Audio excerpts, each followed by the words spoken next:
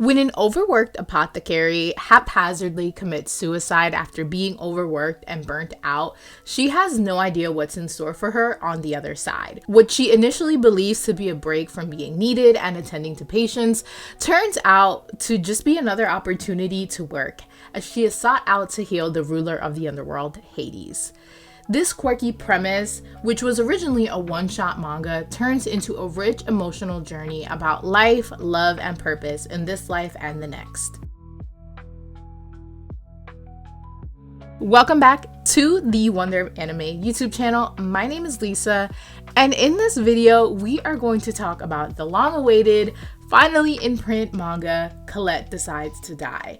Now, I knew Colette Decides to Die was gonna be good. The buzz on Shoujoshi Twitter never lets me down. And yet, when I started reading it, I was completely caught off guard. I was not prepared for just how good it was going to be. Now, I went in mostly blind except for like the synopsis on the back cover on kind of like what to expect. And that was like nowhere near enough to prepare me for the journey that I was about to go on. Immediately, as I was reading, I got Holic vibes from Clamp, and you guys know me, you guys know it always comes back to Clamp, but I just can't help but to compare a series to Clamp when it talks about life, death, and purpose, and that Holic is my holy grail. But it wasn't just the deep topics that reminded me of Holic, but also like the funny moments, the actions that goes on in the background, and the perfect balance of comedy and life-changing moments. I think as soon as I finished book 1, I realized that this manga was most likely going to enter my favorites list because I enjoyed it that much. Colette Decides to Die was created by Alto Yukimura and was initially a one-shot manga published in Hana to Yume magazine on November 5th, 2013. It was given a short-term serialization on March 5th, 2014, and then it became a full serialization in July.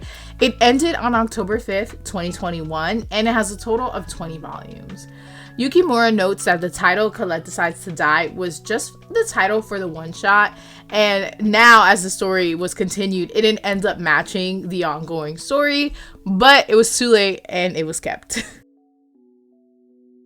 It's important for me to start this section with discussing my personal feelings about death because that completely shapes my reaction to this story and why it hit me so hard. For as long as I can remember, I've always been scared of death.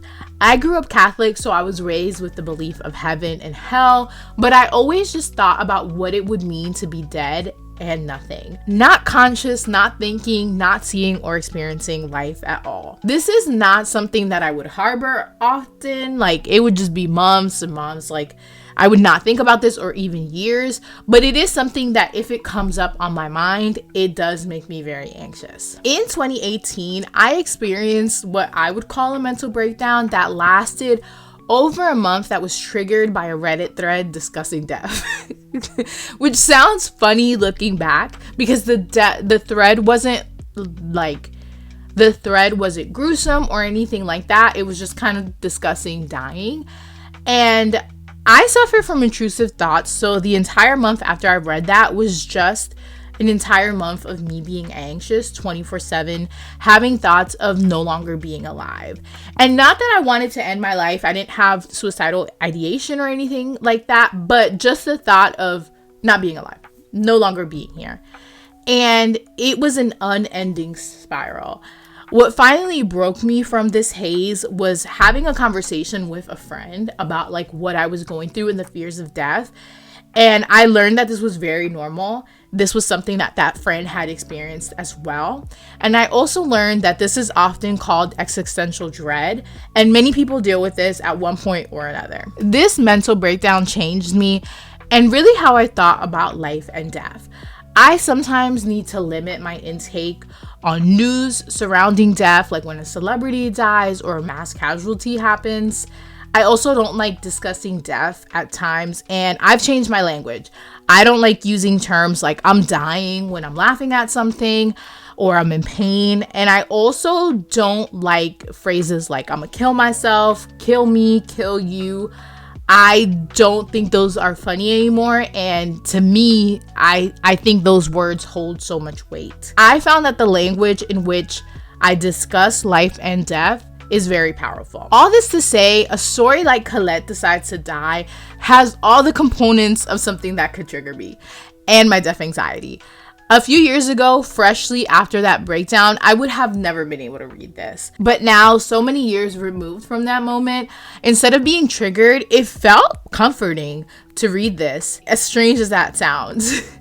Obviously, this is only 2 out of the 20 volumes, so I'm not sure if that feeling will continue. But as of now, I felt very comforted, even if it's just a fictional portrayal of the afterlife. What I find comforting about Colette Decides to Die is that so far in these 2 volumes, the story is not just about people dying and the afterlife, but what their life is like on Earth or was like. Each story that they touched upon left me in tears when I related to the human condition overall. The first chapter, the one shot that ultimately becomes the story, felt so poignant to me. Colette, she thinks she died, and she's thinking about how much she carried in her day-to-day life because she has to be the strong one and didn't want to ask for help. Her realizing that she could have asked for help and done things differently was like such a breakthrough moment for her. And when Hades tells her, first of all, you're alive, girl, you didn't die. But second of all, live a life that you can be proud of for when you face me at your trial. And that part specifically hit me hard because ultimately we don't know what is going to happen when we die. Maybe based on your religion, based on your faith, you may have different interpretations or a different belief system of what will happen to you that day. But what we can control, what we know for certain, is our now. We have control of our now, of our actions, on how we treat people and how we treat ourselves. Colette serves as a reminder that what we do every day is what shapes our lives and who we are. Now that the deep stuff is out of the way, the other thing in this story so far that has me giggling, that has me blushing, is definitely the developing relationship between Colette and Hades. There's something about Hades, particularly his character, where I wouldn't say so far in these 2 volumes of portrayal, that he is a tsundere character 100%, but there's something about him that is kind of aloof and cool, but at the same time, his actions and his words and how he treats Colette, you just know that this man is fallen. And then we know that Colette is falling. And I love this so much. I'm a romance girly always and forever.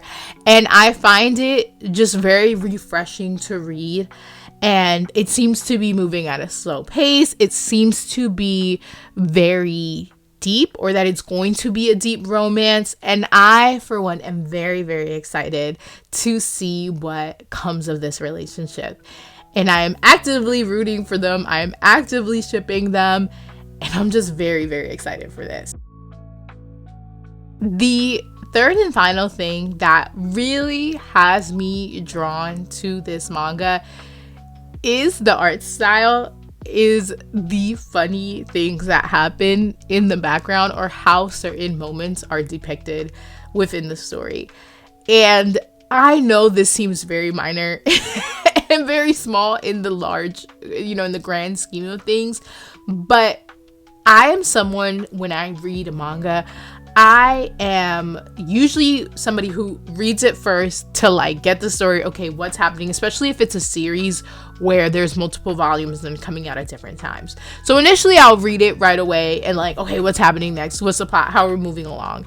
And then I read it a second time to really go back and absorb everything that I've read and look over all the details on the page that I may have missed. And there's something that Yukimura does in this series where when she's drawing either Colette flashback to the past, Colette kind of in the background, she draws Colette and other people just as incomplete stick figures.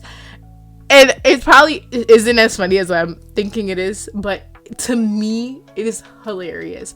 And I love the contrast of having these beautiful drawn characters and amazing art about them. And then in the background, there's a stick figure of Colette falling into a well, or Colette healing somebody, or Colette tripping or something. And it's such a contrast. And every mangaka, you know, they have their thing, whether they draw like little chibi versions of them, but specifically the Colette stick figures, I just think they are so funny.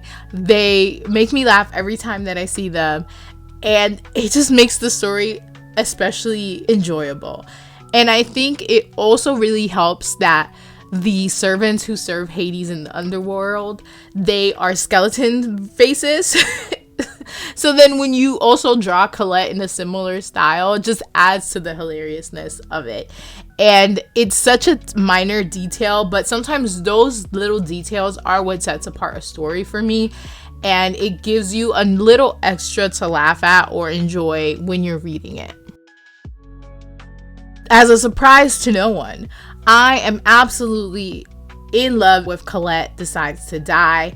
I was able to read an advanced reader copy. Shout out to NetGalley and Viz for allowing me to do that. So I don't have the physical manga with me just yet. I'm gonna wait till a couple of the volumes come out so I can get them all at the same time and binge read them. But I like knew that I was gonna enjoy it, but the fact that I am loving it and it has resonated with me on such a personal level, on something that to me, as I mentioned earlier, the conversation of death can be so sensitive to me, can trigger me in certain moments, not as much now as it has in the past. So to read a series that brings me comfort about that topic, where normally I would feel a lot of fear and anxiety, just feels so good. And I love that a series like this exists and may be helpful to someone else, you know, aside from myself. I don't think I'm the only person that deals with issues like this, but I love it. And I shared that personal story. I don't usually get that personal on here, but I shared it because I found that it was important, and I wanted people to know, like, stories like this, manga, whether they're fictional, whether they're based on real life, like, they can have an impact on us, on our mental health journeys, on just who we are, and can provide us comfort sometimes about the darkest things or about regular life happenings that we have to make do with, because life and death is just a natural part of the human existence. So thank you guys so much for watching this video. And if you've read Colette Decides to Die, if this is your first time reading it, or you're someone who has been waiting for the official translation for a couple years, let's talk about it in the comments. I'm ready. I'm ready to talk about this to any and everyone that will listen. And I'm so happy that you guys decided to listen today. Thank you so much for watching this video, and I will see you on the next one. Peace.